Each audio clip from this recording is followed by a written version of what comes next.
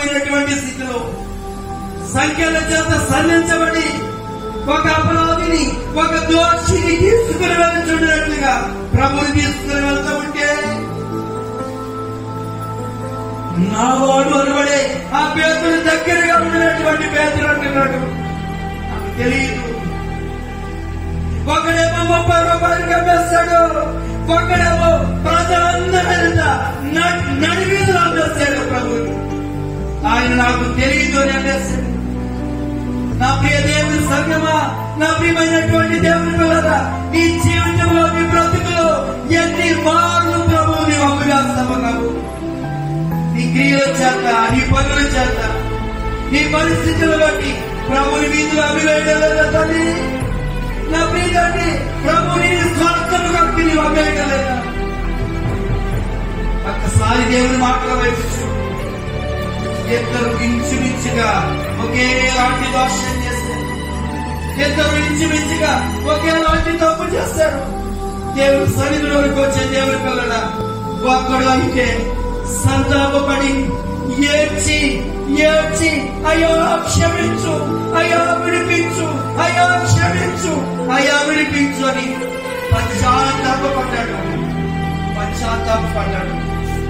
ఒక వ్యక్తి జీవితంలో మారు మనస్సు లేదు, పరితాపం లేదు, విరక్తి చెందాడు.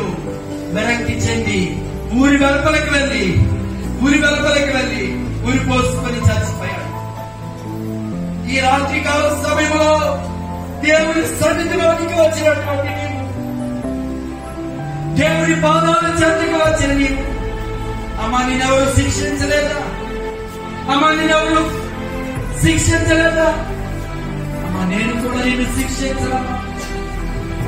నేను నిన్ను క్షమిస్తున్నానని ప్రేమించినటువంటి, ప్రేమ కలిగినటువంటి యేసు నీ కొరకు శిలువలో బలి అయిపోయారు.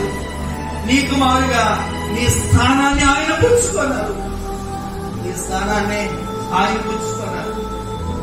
నిన్ను అపరాధిగా చూడడం ఆయనకి ఇష్టం లేదు. నిన్ను అపరాధిగా ఎంచడం ఆయనకి ఇష్టం లేదు. నిన్ను తన కుమారుడిగా చూడడానికి ఆయన ఇష్టపడతా ఉన్నాడు. నిన్ను తన కుమార్తెగా చూడడానికి ఆయన ఇష్టపడతా ఉన్నాడు.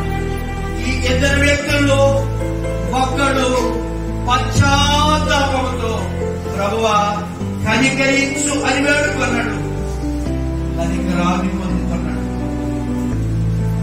ఒకడు తన హృదయము, తన యొక్క అంతరంగము జటిలమైపోయి తీవ్రమైనటువంటి నిర్ణయాన్ని తీసుకున్నాడు.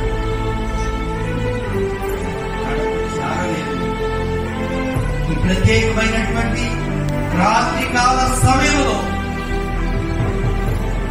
పాదశుద్ధి కార్యక్రమానికి వచ్చినటువంటి నీ హృదయం వాళ్ళు కడగబడితే ప్రయోజనం లేదు. నీ హృదయం కడగబడాలి. నీ కాళ్ళు కడగబడితే ఏ విధమైనటువంటి ఉపయోగం లేదు. నీ అంతరంగం కడగబడాలి, నీ బ్రతుకు కడగబడాలి, నీ జీవితం కడగబడాలి. దేవుడి నిన్ను కడగడానికి ఇష్టపడుతున్నాడు. దేవుడి నిన్ను క్షమించడానికి ఇష్టపడుతున్నాడు. ఆయన చెంతకు వచ్చినటువంటి నీవు దైవ చిత్తానుసారమైనటువంటి మనస్సును నీవు కలిగి దేవుని నీతి, దేవుని సమాధానం కూడి వచ్చిన మనకి ప్రభు యేసు అనుగ్రహింపచేయును గాక.